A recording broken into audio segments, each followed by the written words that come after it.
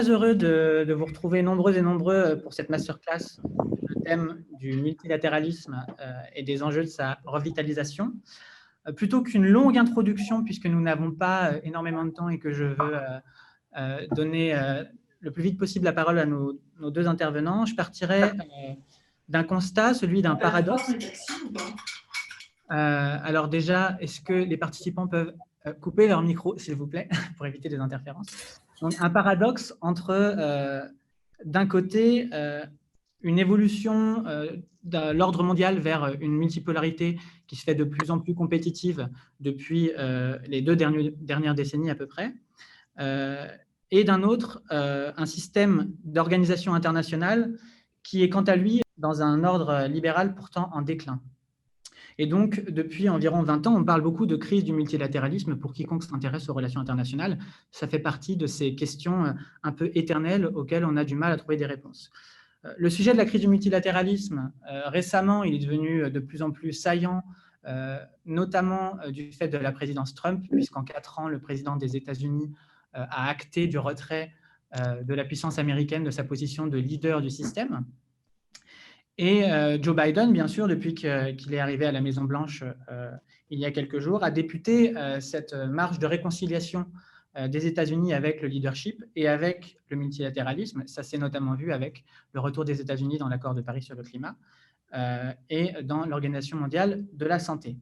Malgré tout, on a toujours un climat de crise multiple et la montée en puissance de nouveaux acteurs ou la montée en puissance des tensions entre acteurs régionaux et puissances globales, qui contraint le multilatéralisme à devoir réinventer un peu ses structures et ses modes d'action.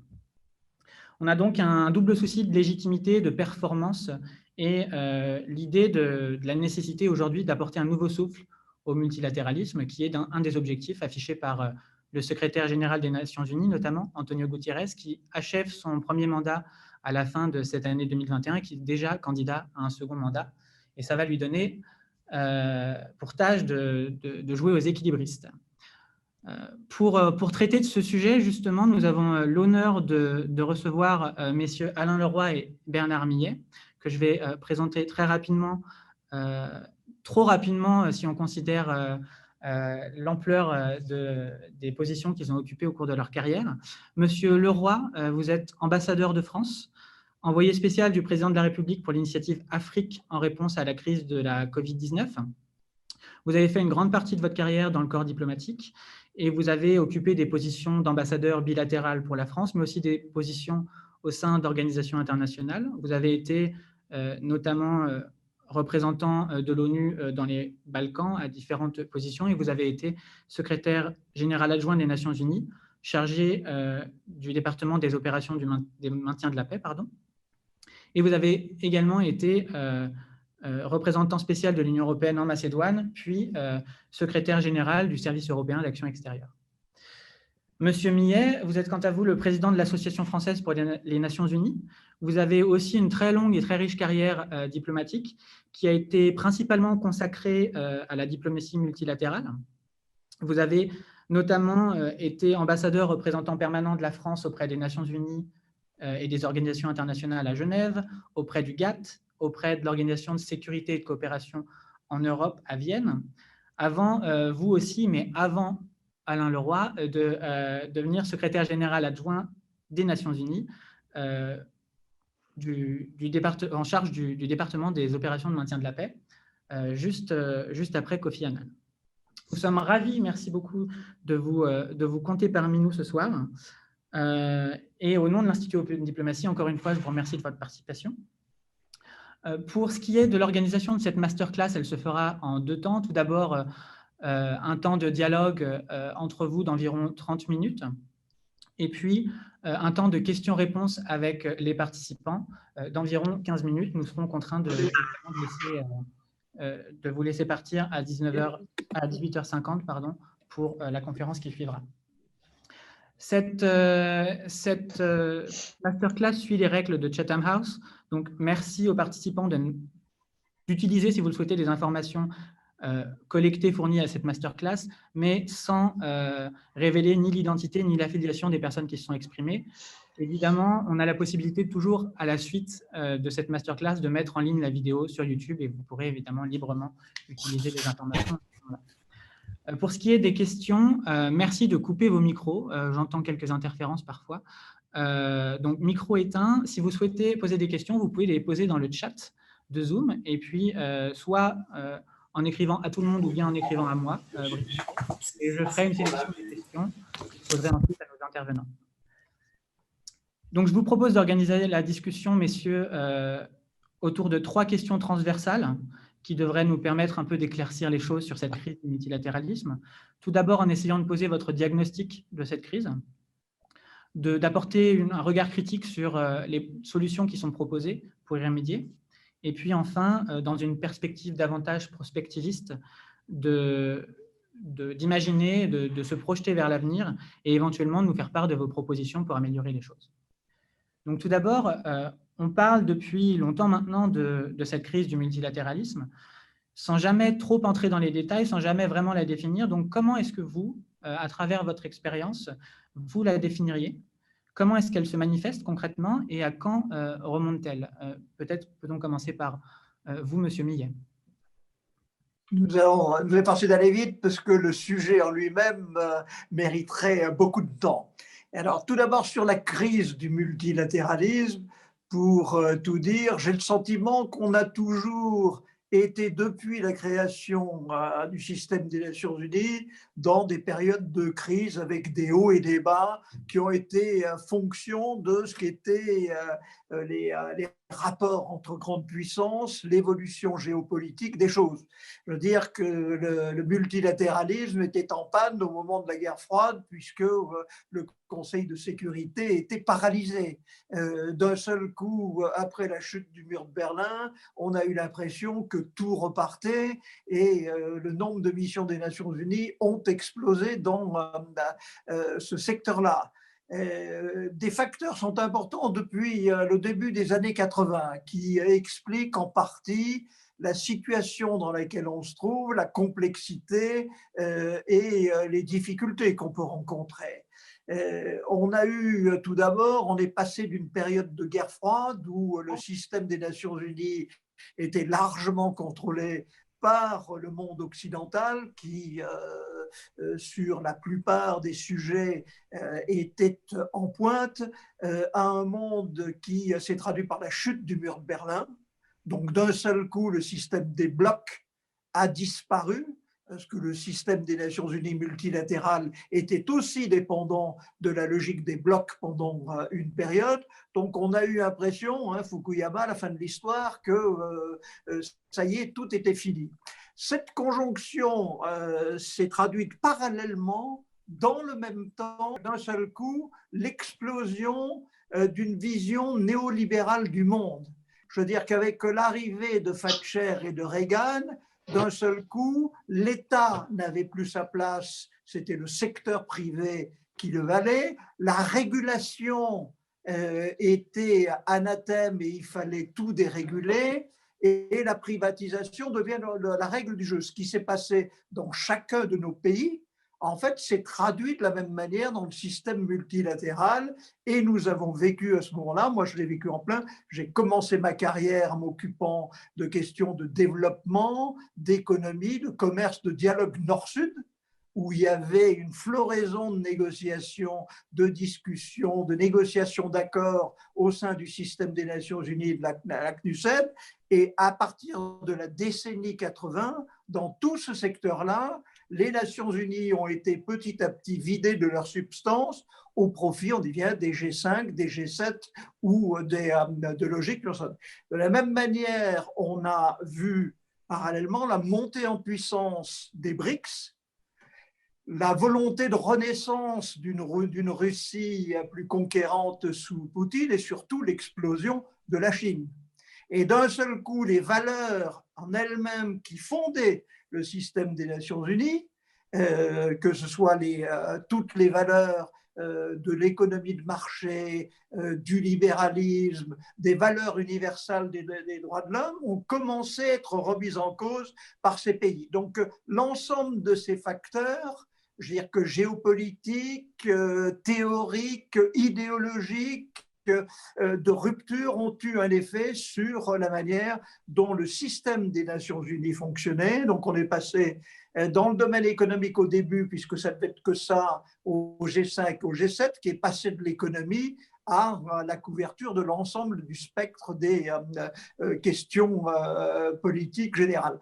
Donc, petit à petit, on a vu une montée en puissance de ces pays, une fragilisation de l'impérium occidental qui s'est imposée, une volonté de pays comme la Chine, de la Russie, de reprendre du poids, et petit à petit, les Nations Unies ont été dans toute une série de secteurs marginalisés. Alors, ce que je disais tout à l'heure sur ce système néolibéral qui a engendré, on le voit aujourd'hui, inégalité, disparité, avec des évolutions positives. Les objectifs du millénium, aujourd'hui les 17 objectifs du développement durable, ont permis de faire sortir de la pauvreté beaucoup de personnes dans le tiers-monde. Mais ça s'est traduit dans nos pays par une dégradation forte en termes d'égalité, de chômage, de désindustrialisation, qui pèse aujourd'hui sur le système des Nations Unies, avec une tentation dans la plupart des Occidentaux. Ça s'est traduit en Europe par le Brexit, aux États-Unis par la présidence Trump, qui est de se dire il faut revenir au niveau national, et finalement il y a eu l'échec du système multilatéral. C'est d'autant plus bizarre que cette situation se produit à un moment où, du fait de cette libéralisation totale, de cette dérégulation, on est dans un système où on est devenu de plus en plus interdépendant dans les flux industriels, les flux commerciaux, l'environnement,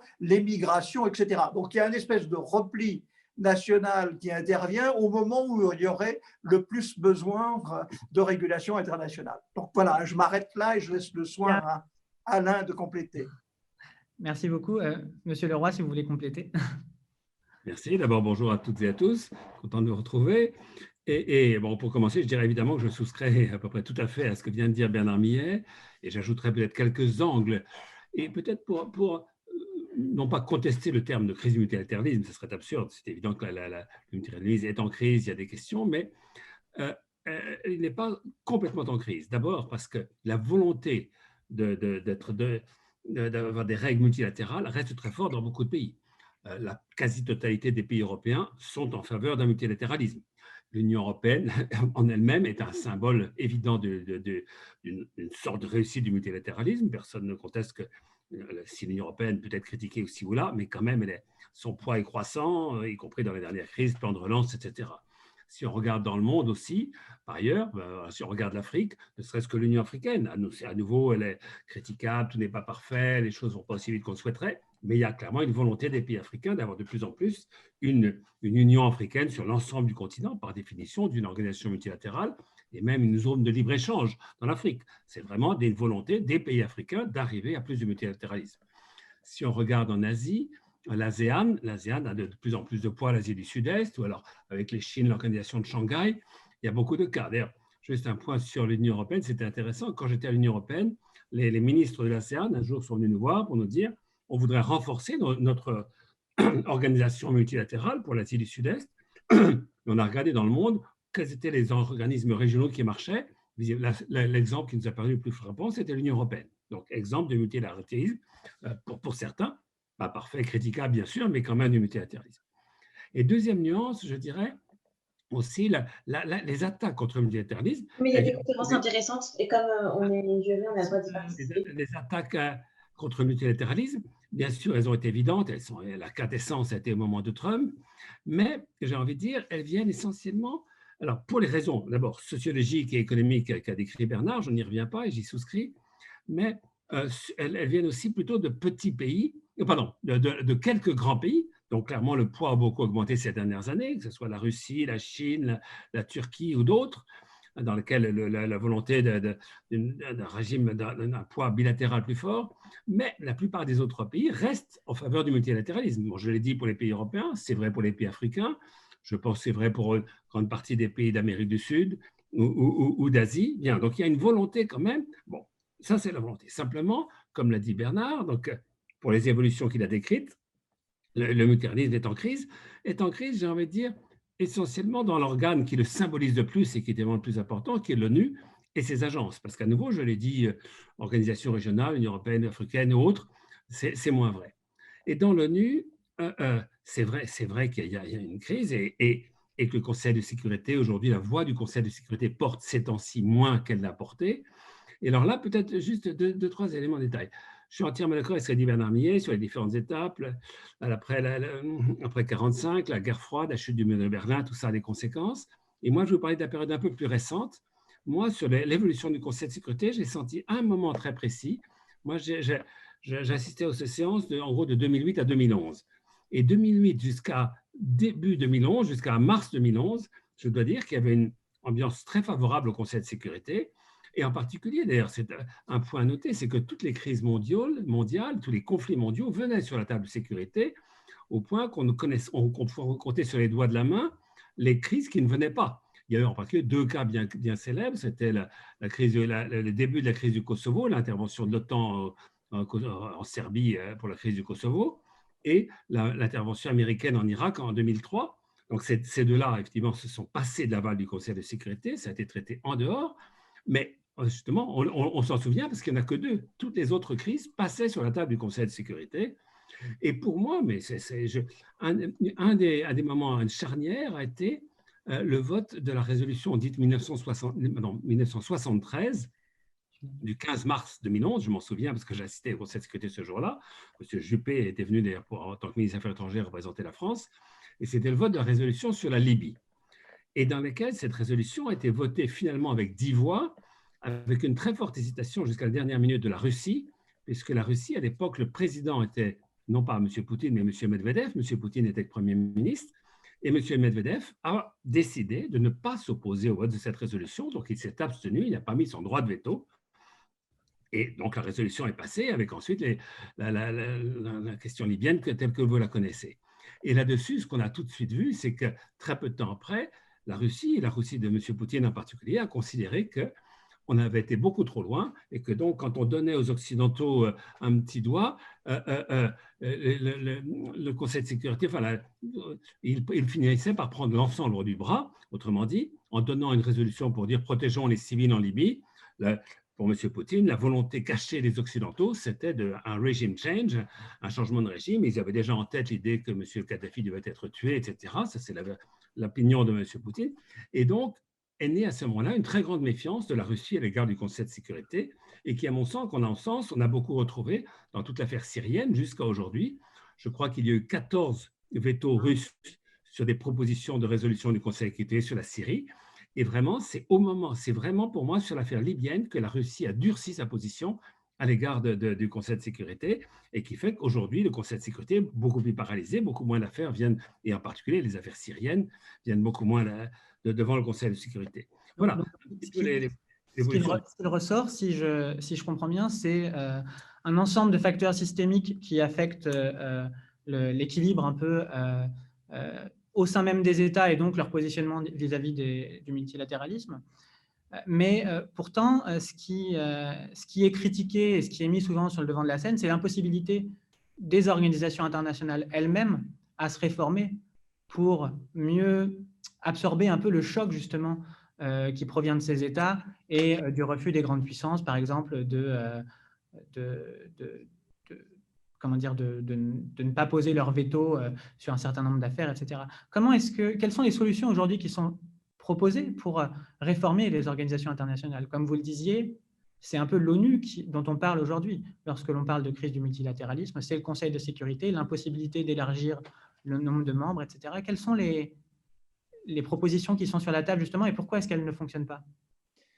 Juste un mot pour rebondir un petit peu avant sur ce qu'a dit Alain, à la fois sur les aspects positifs, malgré la crise de ce qu'on voit Conseil de sécurité à Nations Unies, au-delà de ça, les institutions spécialisées du système des Nations Unies continuent à fonctionner très, très efficacement et dans tous les secteurs de la vie économique et sociale de nos pays, ça ne pourrait pas fonctionner au niveau international sans le rôle essentiel de ces institutions spécialisées. L'OACI, l'OMS, l'UIT, etc. Donc il y a beaucoup de secteurs. Ça s'est paralysé sur l'Organisation mondiale du commerce du fait du conflit entre Trump et la volonté de taper sur la Chine, mais autrement, et là ça risque de repartir, le système fonctionnait cela. De la même manière que ce que disait Alain sur le Conseil de sécurité, à la fois, et je ferai un début de réponse à vos questions auparavant, il réagit en fonction de structurellement ce qu'il est et comment il est composé, et conjoncturellement en fonction des phases politiques. Donc, structurellement, le Conseil de sécurité, s'il n'y a pas de fonctionnement, d'accord, de consensus entre les grandes puissances, tout se bloque. Si on est dans une période où c'est plus fast, tout se déclenche. Moi, je suis arrivé en fin 96, début 97 à New York, premier Français à occuper le poste. Je pensais que j'arrivais non pas pour une explosion des opérations de maintien de la paix, mais peut-être pour mettre la clé sur la porte des opérations de maintien de la paix, puisqu'on succédait à une série d'échecs qui a été la Somalie, le Rwanda et Srebrenica.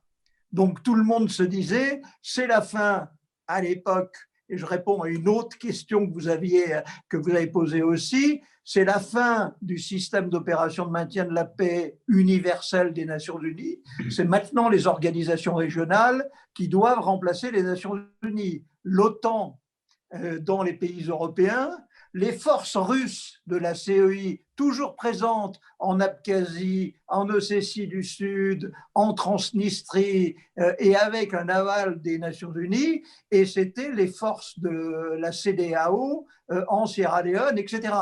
Et je veux dire que je suis arrivé en disant on va fermer maintenant, c'est les organisations régionales.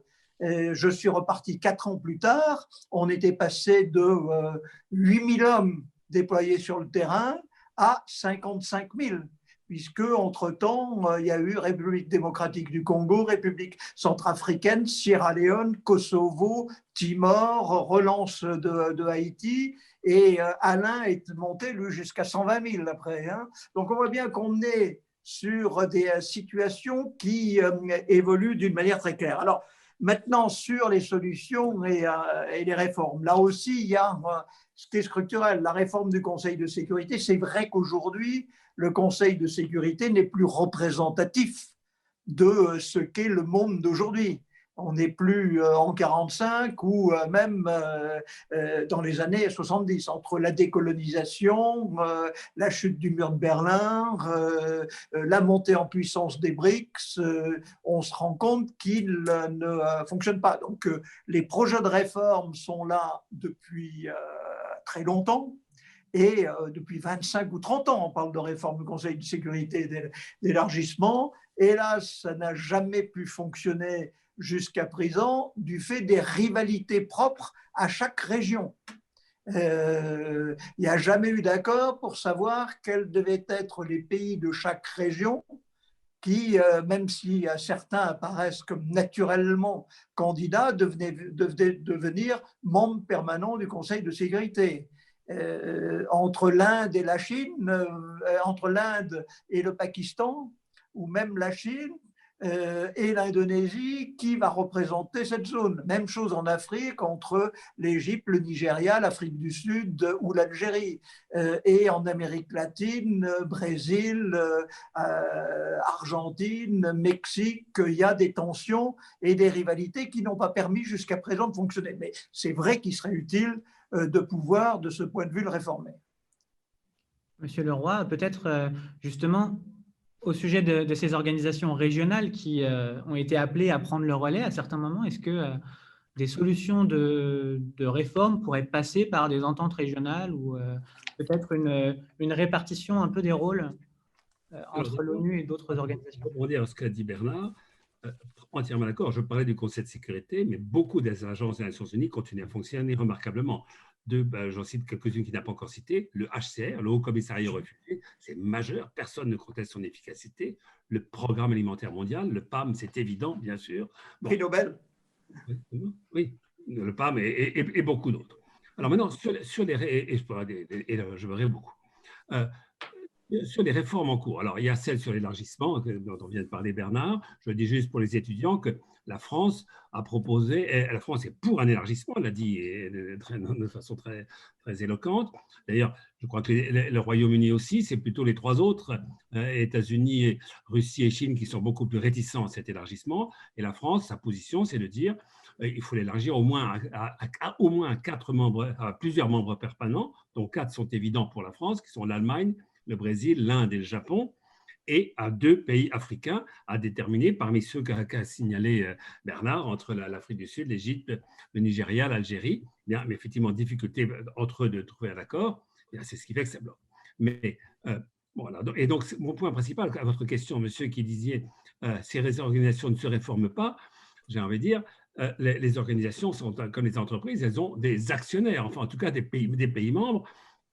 Ce n'est pas l'ONU elle-même, ce n'est pas le secrétariat de l'ONU qui bloque les réformes, c'est un désaccord entre les États membres.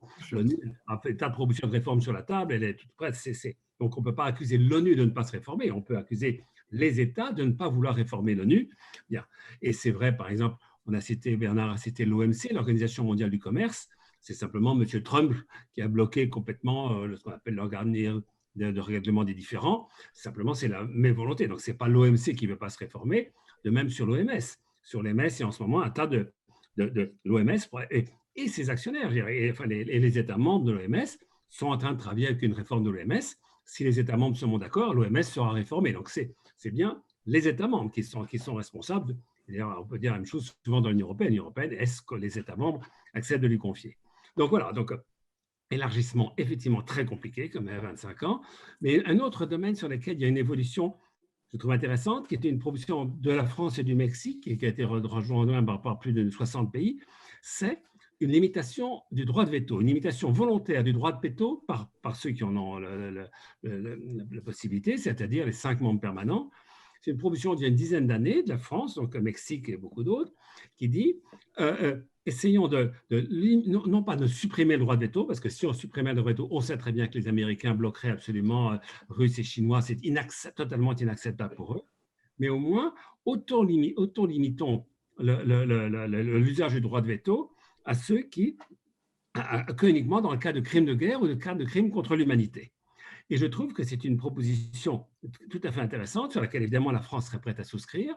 Ça ne demanderait pas un changement de la Charte des Nations Unies.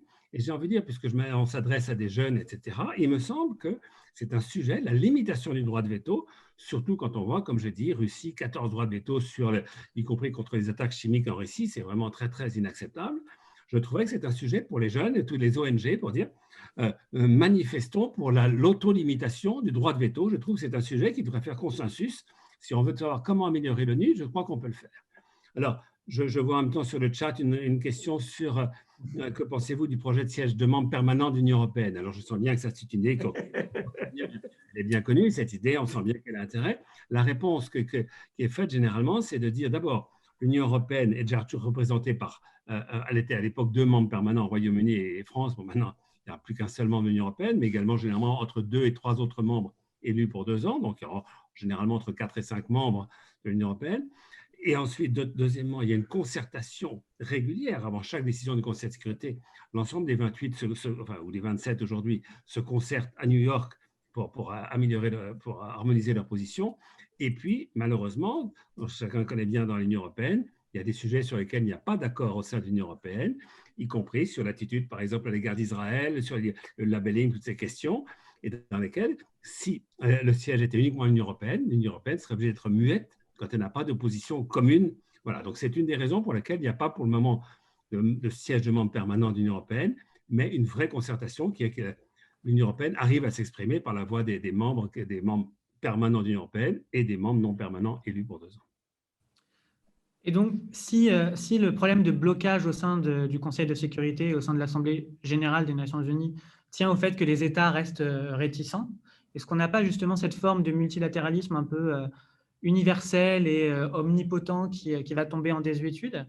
Est-ce que le multilatéralisme sert encore à quelque chose? En tout cas, est-ce que ces grandes organisations-là servent encore à quelque chose? Est-ce qu'on ne mériterait pas justement de donner peut-être plus d'importance aux agences, comme vous le disiez, comme le HCR qui joue un rôle important, de garantir plus d'autonomie de ces agences? Alors sur ces questions-là, d'abord, je veux dire que le multilatéralisme, il prend diverses formes. On ne voit aujourd'hui que le problème du Conseil de sécurité, son blocage qui est fonction, je veux dire, que des rapports entre les grandes puissances qui font que le système fonctionne ou dysfonctionne. Donc, et dans le même temps, comme le disait Alain, il est impensable que le droit de veto puisse être remis en cause, car si le droit de veto est remis en cause, il est clair que c'est le fondement même des Nations unies qui tombe. On se retrouve dans la situation de la SDN, où on a tous les États sans droit de veto, mais pas de participation des grands pays qui seuls sont incapables de faire en sorte que les décisions fonctionnent. Mais sur le multilatéralisme, je voudrais aussi rappeler que les formes évoluent. Depuis aujourd'hui, le multilatéralisme, il n'est pas remis en cause, notamment dans les opinions publiques, en ce qui concerne les obligations du développement durable et surtout le climat. L'accord de Paris, c'est devenu aujourd'hui l'étendard de toute la jeunesse, de toute la population qui estime que ce qui s'est fait dans le cadre du système des Nations unies élargi non plus, c'est pas plus non plus les seuls États qui sont devenus partie prenante, mais avec la société civile, les organisations non gouvernementales, les experts scientifiques, les grandes entreprises aujourd'hui, il y a une mobilisation dans le système des Nations unies qui va bien au-delà de la seule structure interétatique et qui permet de revitaliser, trouver des solutions, avoir de nouvelles approches qui permettent au système de fonctionner.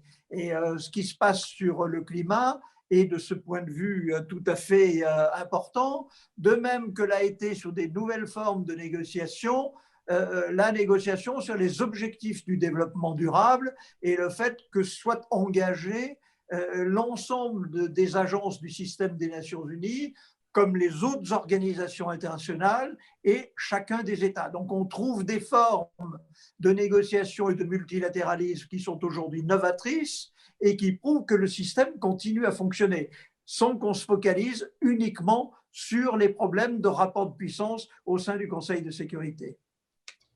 Monsieur Leroy, peut-être en 3 minutes avant de passer aux questions de nos participants. Alors, d'abord, oui, moi je suis moins pessimiste. Parce qu'un des gros blocages de ces 4 dernières années, c'était l'éléphant dans la salle, c'était évidemment la présence de M. Trump qui était des actions bilatérales absolues. Bien. Je me rappelle simplement, en revanche, quand j'étais à l'ONU, j'avais accompagné M. Ban Ki-moon qui pour sa première réception par M. Obama, nouvellement élu président. Et avant que Ban Ki-moon ouvre la parole, le président Obama, et d'ailleurs M. Biden était dans la salle, disait « Moi, comme vous savez, je suis un multilatéraliste, donc je crois à l'ONU, je vais tâcher de convaincre ma population de renforcer l'ONU. » Et je dois dire que toute la période d'Obama, ça a été vraiment un soutien très fort pour l'ONU. Et à nouveau, M. Biden était là, et il a visiblement dans le même sens. Donc, c'est très clair qu'on voit bien que les premières décisions de M. Biden vont pour renforcer le multilatéralisme à l'ONU, à l'accord de Paris, évident, ça a été dit aussi, à l'OMS, bien sûr, tout ça est évident. Simplement, moi, ce que je voulais signaler, c'est que une des idées qu'essaie de proposer la France pour renouveler le multilatéralisme, c'est de dire, et la France a créé, avec l'Allemagne et beaucoup d'autres pays, le Mexique et d'autres, une alliance pour le multilatéralisme, en train de dire, tous les pays qui ont envie de renoncer à la loi du plus fort, au contraire d'un monde soumis à des règles internationales, mettons-nous ensemble, et c'est maintenant, il y a plus de 70 pays, pour défendre ces idées-là, et en particulier, avec une idée que je trouve intéressante, c'est de dire, dans le monde contemporain, Bien sûr, les États sont fondamentaux, mais il y a également d'autres très grands acteurs qui jouent un rôle dans l'organisation du monde. Par exemple, les très grandes entreprises, tout le monde voit bien les rôles des GAFA américaines, hein, mais aussi bien les grandes organisations de la société civile. Et donc, l'idée de cette alliance multilatéralisme, elle est un peu, comme on dit en anglais, multi-stakeholders, multi-acteurs en français, et trouvons des domaines dans lesquels c'est le cas. Alors, l'accord de Paris, c'en est un exemple, mais sinon, par exemple, quand on regarde le conseil d'administration du Fonds mondial contre le sida, la tuberculose et le paludisme, il y a à la fois des représentants des États, des représentants des entreprises, des représentants des grandes ONG, voilà. Et ensuite, sinon, par exemple, beaucoup d'autres ont été faits. Il y a l'appel de Paris pour la sécurité et la confiance dans le cyberespace, pour lutter de façon multilatéralisme. Alors là, je vois qu'il y a une question sur le terrorisme, y compris dans le domaine du cyberespace. Eh bien, l'idée, c'est d'associer les forces des États intéressés, mais également des sociétés. Il y a plus de 350 entreprises du secteur privé, dont Microsoft, Kaspersky, Siemens, Google, qui font partie de cette alliance pour essayer de trouver ensemble et de proposer de faire valider des différentes solutions. Voilà, et puis il y a plein d'autres domaines, le partenariat national pour l'information et la démocratie, association d'États, d'entreprises, du secteur concerné et d'organisations de la société civile. Je crois que c'est une des voies pour le futur dans laquelle les États restent majeurs et le Conseil de sécurité, pour moi, reste majeur, y compris, je dis juste un mot, aujourd'hui, il y a encore au moins de l'ordre de 100 000 casques bleus dans le monde et le Conseil de sécurité garde, c'est le fameux article 24, la responsabilité principale de la paix et de la sécurité internationale. Et donc, il a un rôle majeur en ce moment au Soudan, au Congo, au Liban. La force des Nations Unies au Liban, elle est décidée par le Conseil de sécurité des Nations Unies. Elle a un rôle majeur pour contribuer à la stabilité dans la région. Voilà. Donc, moi, je suis moins pessimiste, d'abord sur ce qui reste encore très fort au Conseil de sécurité de l'ONU et sur les pistes du type Alliance pour le multilatéralisme, qui me paraissent des voies d'avenir pour renouveler ces différentes formes de multilatéralisme. Merci beaucoup et merci aussi d'avoir capté les questions un peu au passage. Je vais maintenant essayer d'un peu de transmettre aussi certaines des grandes idées qui émergent dans la conversation.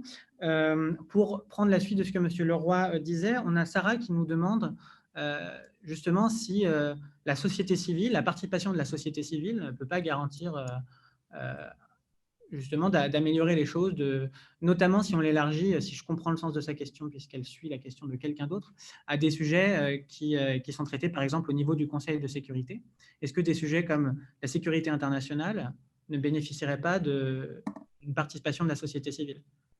Bon, d'abord, chacun sait bien que dans tous les pays démocratiques, le rôle des opinions publiques exprimées dans les votes, mais également par les sociétés civiles, est très important. C'est pour ça que si les sociétés civiles disaient il faut limiter le droit de veto, je pense que ça pourrait avoir un impact non négligeable. Sur les différents sujets, sur l'accord de Paris, on sent très bien que s'il y a eu accord de Paris, c'est que les gouvernements étaient poussés par les sociétés civiles qui avaient bien compris l'importance de l'aspect climatique. C'est vrai sur la réforme de l'OMS.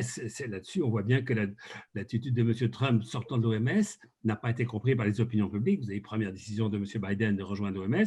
Les sociétés ont très bien compris qu'il y a besoin d'une réponse multilatérale, de règles internationales pour ce type de sujet, c'est évident. Alors, c'est vrai aussi je vois qu'une des questions, c'est sur le terrorisme. Je vois très bien que là-dessus, la coopération internationale en matière de terrorisme est très forte. Au sein de l'Europe, Europol, tout ça, au sein international, Interpol. Alors, c'est encore pas suffisant, mais c'est évident que le réflexe naturel, c'est de mettre en commun entre les pays de bonne foi qui souhaitent développer le multilatéralisme, et c'est le cas de la quasi-totalité. Je crois que là-dessus, et que les sociétés civiles, pour moi, vont pousser les gouvernements. Je ne vois pas beaucoup de sociétés civiles qui disent mon pays d'abord et les autres ne m'intéressent pas. Je vois au contraire dans la jeunesse une volonté d'une coopération internationale, d'une solidarité internationale et donc de volonté d'une organisation multilatérale du monde. Monsieur Millet, je partage pleinement l'avis d'Alain. Il y a plein de sujets qui aujourd'hui, je veux dire que les gouvernements sont sous la pression mais ont besoin du soutien des opinions publiques. Et ce système a toujours fonctionné. Il faut dire que même dans le temps, sur les opérations de maintien de la paix ou toutes les grandes crises humanitaires, c'est sous la pression des opinions publiques et des médias qu'on s'est engagé en Somalie et dans toutes les grandes crises humanitaires. Les pays se sont sentis obligés au Conseil de sécurité de bouger. De la même manière, j'ai vu qu'il y a eu une réflexion sur la CPI en parlant de Kofi Annan. C'est pas Kofi Annan. Kofi Annan a soutenu la création de la CPI, mais c'est venu des opinions publiques, de la même manière que le traité sur la lutte contre les mines antipersonnelles. C'est la société civile qui a poussé les États à se rassembler pour pouvoir, etc. C'est venu ensuite au sein du système des Nations Unies. On l'a très fortement soutenu. J'étais moi d'ailleurs à New York lorsque le traité sur les mines antipersonnelles a été adopté. Et d'ailleurs, j'ai fait en sorte que ce soit le département des opérations de maintien de la paix qui en ait la responsabilité, plutôt que le département des affaires humanitaires, d'ailleurs. Hein. Alain a dû l'avoir après moi, mais ça s'est passé à ce moment-là. Mais la pression des opinions publiques est essentielle et elle fera bouger surtout sur le cyberespace, sur l'environnement, on le voit sur le climat, c'est le cas aussi sur les GAFA et la fiscalité des GAFA qui aujourd'hui est discutée au sein de l'OCDE. Merci beaucoup. Vous avez encore répondu à une question qu'on avait également identifiée. Il y a une question d'Alice qui demande si finalement, est-ce que la prolifération des organisations à l'échelle globale et à l'échelle régionale, est-ce qu'elle vient compléter, est-ce qu'elle vient renforcer le multilatéralisme ou est-ce qu'elle vient justement peut-être au contraire l'affaiblir, le fait qu'on ait de plus en plus d'organisations? J'ai eu la question là et la question précédente qui était également sur l'Alliance pour le multilatéralisme peut-elle concurrencer l'ONU? La réponse est évidemment non. C'est très clair que sous tous ces regroupements, l'Alliance pour le multilatéralisme, bien sûr, a pour but de renforcer l'ONU et simplement de le renforcer au moment où quelques pays particulièrement forts ne souhaitaient pas travailler avec travers l'ONU. Dans ces cas-là, il faut une alliance un peu à l'extérieur. Mais c'est très clair que de la part de ces organisations, l'Alliance pour le multilatéralisme, c'est la volonté de renforcer l'ONU, mais c'est vrai, si l'Union africaine se renforce, c'est l'intérêt des Africains, mais en aucun cas c'est pour concurrencer l'ONU, c'est pour travailler avec l'ONU, etc. C'est parfaitement clair, et que personne ne conteste qu'en matière de paix et de sécurité internationale, la seule légitimité de la charte de l'ONU vient du Conseil de sécurité de l'ONU, donc personne ne conteste ça, mais le Conseil de sécurité ne fait pas de tout, il ne fait pas de l'économie qui fait essentiellement paix et sécurité internationale au sens large, bien sûr, opération de la paix, action humanitaire, etc., mais qu'on se regroupe à plusieurs pour travailler dans un cadre multilatéral sur des sujets plus économiques, environnementaux, climatiques, pour moi, il n'y a pas du tout de concurrence avec l'ONU, et au contraire, il y a volonté, j'espère, que de la part, et ça me paraît clair, de la part de tous, de renforcer, y compris les agences de l'ONU, par exemple, que sont l'OMS, c'est une évidence. Voilà. Mais la question de fond aujourd'hui, c'est effectivement ces conseils de sécurité.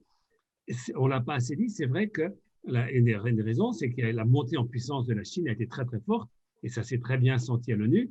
Encore moins, quand j'y étais en 2008-2011, la Chine avait été très profil bas à l'ONU. Tout ça a complètement changé depuis quelques années. Donc ça, je ne dis pas que ça met le multilatéralisme en crise, puisque la Chine est intéressée, elle le dit, le président Xi Jinping le dit régulièrement, est intéressé par développer le multilatéralisme. L'important, c'est que ce soit un multilatéralisme avec les mêmes valeurs, les mêmes modes de fonctionnement, les mêmes règles sur lesquelles on arrive à se mettre d'accord. Je crois que c'est. Mais à mon avis, le nombre de pays qui sont contre, il y avait M. Trump qui était vraiment clairement contre le multilatéralisme, sinon personne n'ose vraiment le dire. Lui, il le disait, et donc prenons au mot ceux qui sont en faveur du multilatéralisme et mettons-nous sur la table pour améliorer, renforcer les règles, rénover les règles s'il le faut. Alors justement, vous avez en partie répondu tout à l'heure à la question sur la CPI qui a été posée. L'autre partie de la question concernait Guterres. Est-ce qu'on n'a pas affaire à un secrétaire général qui est peut-être trop dans le consensus et qui est un peu frileux et qui fait preuve d'un leadership trop faible, M. Millet?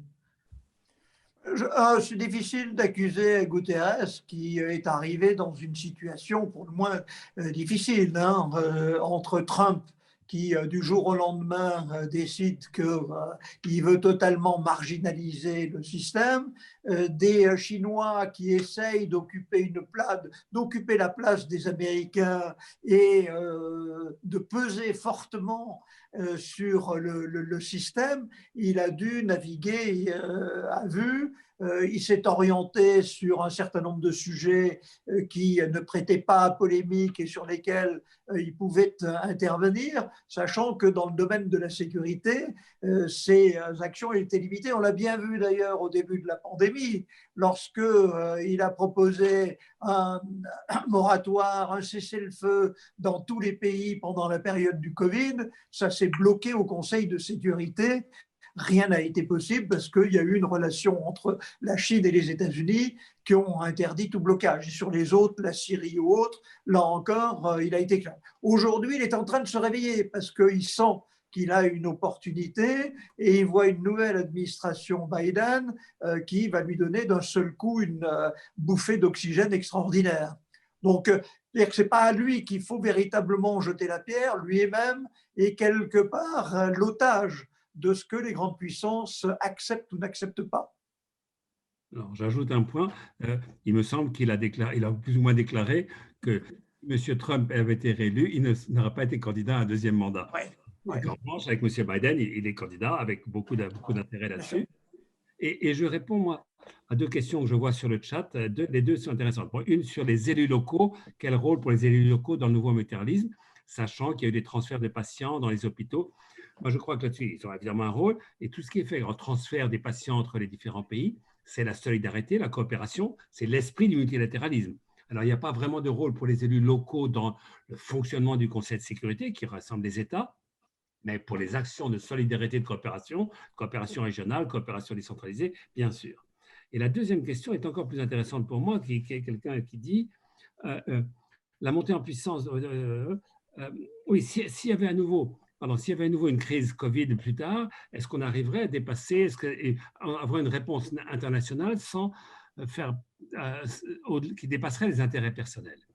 La question est très juste parce que la réponse n'est pas simple et je le vois aujourd'hui, je suis directement mêlé à ça, parce que je m'intéresse à l'Afrique, comme vous l'avez dit au départ, et en ce moment, on fait des tas de choses pour aider l'Afrique, mais l'Afrique nous dit une chose, vous nous dites qu'en matière de vaccins, vous êtes pour un vaccin bien public mondial. La réalité, c'est que pour le moment, le vaccin, vous le réservez aux pays riches, États-Unis, Europe, et nous, Afrique, on ne le voit pas venir, et vous allez réserver vos vaccins aux vieux, aux moins vieux, puis un jour aux jeunes, et quand toute l'Europe sera vaccinée, vous en donnerez un peu. Et là, la question est extrêmement complexe, elle est très politique. Est-ce que c'est possible pour un président de la République de dire non, je donne une partie de mes vaccins aux Africains alors que toute ma population n'est pas vaccinée? Là, ce n'est pas vraiment une question du multilatéralisme, c'est une question de solidarité internationale. La question est extrêmement complexe et personne n'a la bonne solution. Bien sûr, on est pour un bien public mondial, mais est-ce qu'on réserve à soi d'abord les vaccins ou est-ce que moi, toute l'idée que la France avait poussée, c'est cette initiative qu'on appelle ACTA avec sa facilité, c'est-à-dire mettons de l'argent dans COVAX et on voudrait que tous les pays, y compris la Chine, participent. Il faut environ 27 milliards pour qu'il y ait suffisamment d'argent pour distribuer les vaccins à l'ensemble des pays émergents ou pauvres de la planète. Voilà, ça c'est un vrai sujet très compliqué. Alors, c'est pas vraiment c'est du multilatéralisme dans le sens qu'il faut une action internationale et une facilité comme COVAX pour permettre ça. Mais après, c'est vrai, est-ce que ça peut passer au-dessus de tous les intérêts personnels? La question est évidemment délicate. Juste pour compléter ce que dit Alain, à la fois, donc, il suffit de voir aussi, entre guillemets, les tensions entre le Royaume-Uni et l'Union européenne en ce moment sur les vaccins, pour imaginer les tensions avec le reste du monde. Mais sur la partie des élus locaux, il ne faut pas oublier qu'ils sont très actifs au niveau international, notamment par ce qu'on appelle le R20, c'est les plus grandes régions du monde, qui avaient été lancées par Schwarzenegger de l'État de Californie, où les grandes capitales, Anne Hidalgo les a présidées, qui ont joué un rôle important pour mobiliser leurs moyens, leur politique en faveur de la lutte contre le réchauffement climatique et sur l'environnement. Et elles sont de plus en plus, ces collectivités territoriales, poussé à jouer un rôle. Et de ce point de vue, l'État de Californie en particulier a été en pointe contre Trump sur ces questions-là. Donc, ils sont aujourd'hui partie du jeu, comme les ONG, comme les entreprises dans ces grands débats. Et je vois que c'est bientôt la fin, mais une question importante qui est posée là, je vois, est-ce que la montée à puissance En de la 30 Chine secondes. ne va pas redéfinir le multilatéralisme? Je crois que c'est une question majeure. Ouais. Par exemple, sur les questions des droits de l'homme, pour nous, c'est très important, ça fait partie des règles internationales. Pour la Chine, c'est évidemment moins important, on n'a pas la même conception. Donc ça, c'est un vrai débat pour les prochaines années. Mettons-nous d'accord. Alors, M. Biden a proposé un sommet des démocraties, enfin différentes formules, très importantes de redéfinir ensemble entre démocraties et avec les valeurs sur lesquelles on souhaite que le multilatéralisme soit fondé. Merci. Merci beaucoup. Donc, tout est une question d'échelle et de bien définir finalement les choses. Merci beaucoup, messieurs, pour vos contributions. J'imagine que l'ensemble de l'équipe d'Open Diplomacy se joint à moi pour vous remercier chaleureusement.